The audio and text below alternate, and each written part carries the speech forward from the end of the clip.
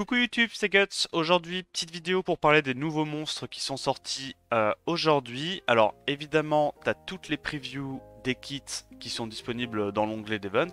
Nous, c'est pas ça qui nous intéresse. On va aller dans l'onglet de monstres de la collection parce que on a envie de voir les stats de base, les awake et les leader skills. Je trouve ça quand même assez intéressant pour donner l'avis, donner mon avis sur le monstre.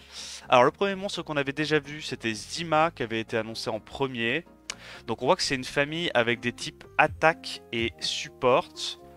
Les LD ont des stats tankiness assez sympathiques et puis les autres c'est quand même beaucoup plus offensif.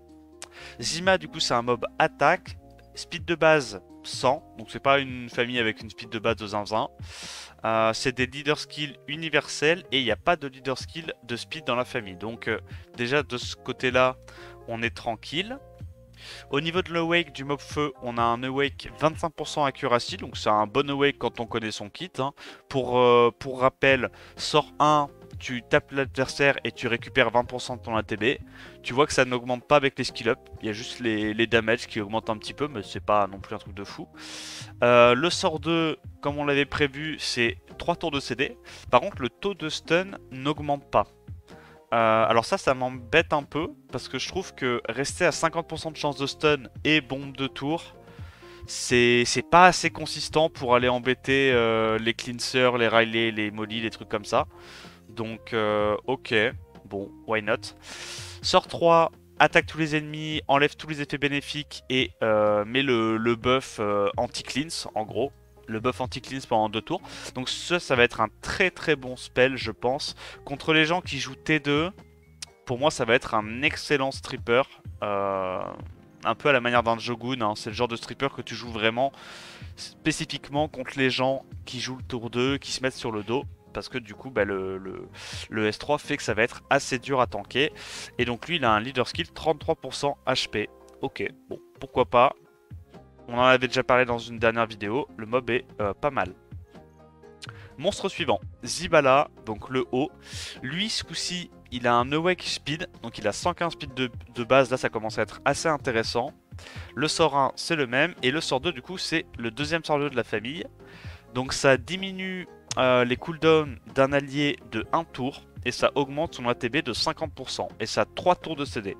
Et ça, visiblement, tu peux le faire sur toi-même, tu peux le faire sur n'importe quel allié, ça peut se faire reset par un sort 2 de Shizuka, un sort 2 de Ganymede ou quoi. Donc ça peut très très vite être très intéressant, parce que ça veut dire que si ça a 3 tours de CD et que tu le fais sur toi-même, ben en fait ça a que 2 tours de CD, tu vois, à l'époque, comme Ganymede à l'époque où on pouvait le ventilate, il pouvait se self-ventilate. Euh, ok, donc ça c'est très intéressant comme sort 2. Évidemment, c'est moins fort qu'un sort de Shizuka, mais quand même, le fait que ça augmente la TB de 50%, ça peut permettre de faire des trucs assez stylés avec des mobs qui récupèrent de la TB dans leur kit. Hein. Je sais pas moi, on imagine par exemple une Syra qui fait sort 2, sort 1, et récupère 30% ATB. Tu fais le spell sur elle, elle récupère les 50% de plus, et puis elle a à nouveau la bombe donc pour pouvoir cycler son kit. Ou alors on peut imaginer, je sais pas moi, un Han, ce genre de mob avec des CD assez courts. Même une Macha. Hein. Et le sort 3, tape tous les ennemis en AOE, augmente leur cooldown d'un tour et les freeze pendant un tour. Ça a que 4 tours de CD. Hein. Alors ça c'est assez intéressant quand tu regardes le reste de son kit parce que c'est un CC en gros de 2 tours si tout passe en AOE à 4 tours de CD. Sachant il a un spell qui lui réduit ses CD d'un tour, augmente son ATB, et un autre spell qui augmente son ATB. Donc en gros, et il a une grosse ATB de base. Donc en gros, ce mob là, il va cycler énormément et il va tout le temps avoir son sort 4. Hein. Concrètement, si tu commences à te faire cesser par ce truc là, tu vas vraiment jamais en sortir. Alors après, le kit a l'air fort, tu vois. Genre les spells pris individuellement pour moi ont l'air forts. Mais le problème c'est qu'il n'y a pas de multi dans son kit. Et comme il est mob support, il va pas faire de dégâts. Tu vois. En fait, je compare ça un petit peu aux autres CC actuellement qui sont forts dans la méta. Et le truc c'est que les autres CC ils ont soit du multi, soit du break bay, enfin tu sais ils ont des dégâts en plus. Ce truc là c'est vraiment que du CC et du cycling. Je sais pas s'il va avoir assez de dégâts. On verra du coup si le mob va être joué ou quoi. Mais en tout cas, le kit est assez intéressant. Puis la dégaine un petit peu à la magicien, tu sais, comme les magiciens lueurs là. Comment ils s'appellent? Je me souviens plus comment c'est. Les fantômes, voilà, les voleurs fantômes. Il y a une dégaine un peu similaire avec le chapeau, c'est assez rigolo. Mais franchement, ce mob là, intéressant. J'aime bien son kit. Faut juste voir si dans la méta actuelle, ça va pas être trop lent, tu vois. Parce que le truc, c'est que s'il a pas beaucoup de dégâts et que le seul truc qu'il fait, c'est un peu essayer de cesser, comment il va se débrouiller contre de la Riley, contre du singe-vent, des trucs comme ça. On verra. Alors, le troisième mob, c'est Smither. Smither, je sais pas comment on prononce. Mob attaque, pas beaucoup de tankiness, 800 d'attaque et 100 de speed de base. Son awake, lui, c'est accuracy 25%. Et il a un leader skill de raise. Ok, sachant que l'autre en plus il a un leader skill AQ. Donc il a non seulement un bon awake et un bon leader skill. Zima aussi en vrai a un bon leader skill. Leader skill raise, bon c'est un peu plus osef, on va voir son kit. Donc il a le même S5 que les autres. Lui il a la bombe. D'ailleurs franchement, honnêtement, je pense que je préfère ce spell là que la bombe. Parce que certes tu peux te dire t'as un CC 2 tours, si t'as de la chance tous les 3 tours de CD. Mais je sais pas. Je pense que ça c'est plus clutch. Ça c'est plus souvent fort en fait. Y a pas une dimension RNG dans ce spell là. Donc je pense que je préfère ce spell. Et en vrai en plus, quand tu regardes le kit de Zimbala, bah ça y a pas besoin d'accuracy. Ça y a pas besoin d'accuracy. Donc en gros tu vas pouvoir, et comme il n'y a pas de multi dans son kit, tu vas pouvoir aller chercher, je sais pas moi, les 60 d'accuracy en tout. Et derrière mettre un artefact accuracy S3 pour aller te caper en accuracy sur le sort 3, tu vois. Vu que tu en as besoin juste sur le sort 3. Donc ça va être assez facile à build honnêtement ce petit père Zimbala. Donc Smither, son sort 3. Ventriloquisme. Diminue l'attaque barre de l'ennemi avec le plus d'ATB de 20% au début de ton tour. Et en plus de ça, tu mets un tour de silence sur cet ennemi là. Donc en gros ça légumise l'ennemi qui est le plus rapide tous les tours. Petite réduc KTB, petit silence pour désynchroniser et embêter l'ennemi. Ok, why not? En vrai, je trouve que ça manque un peu de DPS dans son kit. Je trouve vraiment que le fait qu'il n'y ait pas de multi-hit, il n'y ait pas genre des stats de base offensives de zinzin. Derrière, il y a ce petit passif, tout ça franchement... Je pense que ce mob là ce sera celui qui sera pas joué dans la famille, honnêtement, à moins qu'il se fasse up, hein, mais je pense que Smither se fera pas jouer. Parce que ça, le seul mode de jeu dans lequel c'est intéressant, c'est le siège, hein, ou GVG. Hein, en gros, c'est les modes de jeu où il y a que 3 mobs, où en gros ce genre de passif est super intéressant. Mais bah, pour moi, le reste de son kit est pas assez intéressant et il va juste se faire one shot, donc... Pour moi, Smither, c'est loupé. Il sera pas joué. Ensuite, le light, Kovarsi. Donc lui, c'est celui qui a des stats de tankiness les plus élevés de la famille. Donc 700 de def, 11 500 HP, c'est très intéressant en termes de tankiness. Il a le sort 2 qu'on aime bien, celui qui redonne de la TB et qui diminue le CD d'un tour. Et son sort 3, lui, c'est un spell qui cleanse tous les effets nocifs de tes alliés, qui augmente, enfin qui leur donne un buff attaque pendant 2 tours, et en plus de ça, qui les booste ATB pendant 2 tours. Donc c'est un cleanse, buff attaque, buff ATB avec 4 tours de CD. Ok, assez intéressant. Alors le problème c'est que il n'y a pas beaucoup de speed de base, donc quand tu compares un peu à une Bastet, tu vois, bah tu te dis que c'est une Bastet qui cleanse, mais qui a pas le break dev du tour 2.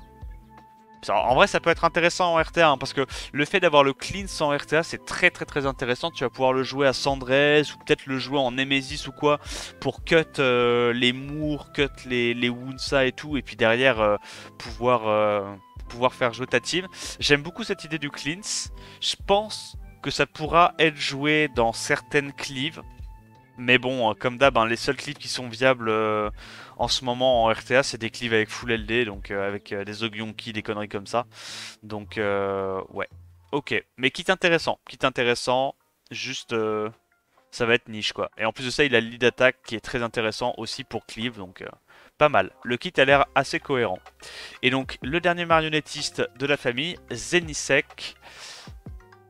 Ah, ouais, la dernière marionnettiste, pardon. Awake Accuracy. D'ailleurs, l'autre, j'ai pas regardé, il avait Awake quoi. Il avait Awake Raise. Bah, tu vois, le Awake Raise fait sens dans son compte, dans son kit, parce que il n'y a pas un seul spell qui a besoin d'accuracy. Donc, tu vas juste pouvoir aller chercher le 100% de raise grâce à ça. et ça sera intéressant. Et donc le dernier mob, lui, il a Awake Accuracy, Lead Défense, et son kit, il a la bombe, le stun, l'obtention de la TB avec le S1, et son S3, c'est un passif qui enlève tous les effets néfastes sur un allié qui est stun, donc qui est stun, gelé ou sleep, d'accord. Donc ça, c'est les inability effect, hein. C'est le stun, le gel ou le sleep au début de chaque tour. Ok.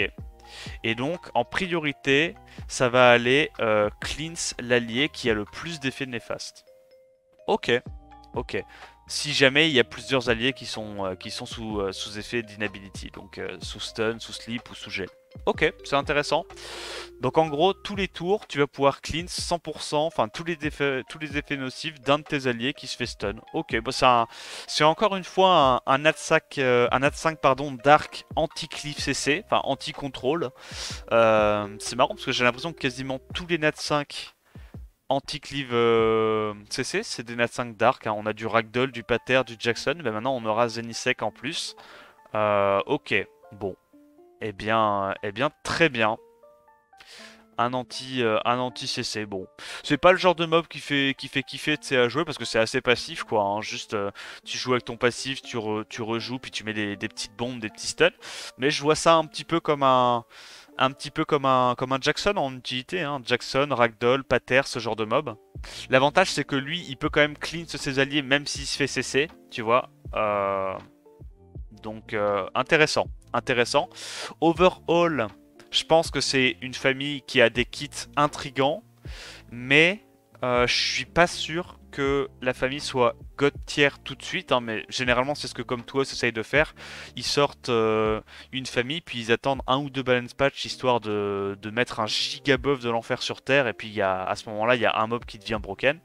Je pense que pour l'instant, les plus jouables, à mon avis, c'est le feu, le eau, dans les élémentaires. Le vent, pour moi, n'est pas jouable. Donc, si vous avez le choix dans une bénédiction, ne prenez pas le vent tout de suite. Parce que je pense que le vent aura besoin d'un up pour être joué. Et ensuite, j'aime bien le light et le dark. Bon, bah voilà, hein, c'est un anti CC. Encore une fois, encore faut-il avoir la chance de les drop. Mais bon, j'aime bien les skins de base. Les spells, je trouve, sont assez originaux. Et pour moi, si vous devez essayer d'en choper un, c'est le feu ou le haut pour l'instant, qui seront à mon avis les mobs les plus faciles à sortir en RTA. Voilà. Donc c'était mon avis pour la nouvelle famille. J'espère que la vidéo t'a plu. Si j'ai oublié des choses ou que tu as envie de commenter, n'hésite pas à m'en parler dans les commentaires. Et en attendant les prochaines vidéos, n'hésite pas à t'abonner et à liker la vidéo. En attendant la prochaine vidéo, je te dis à plus. Ciao ciao.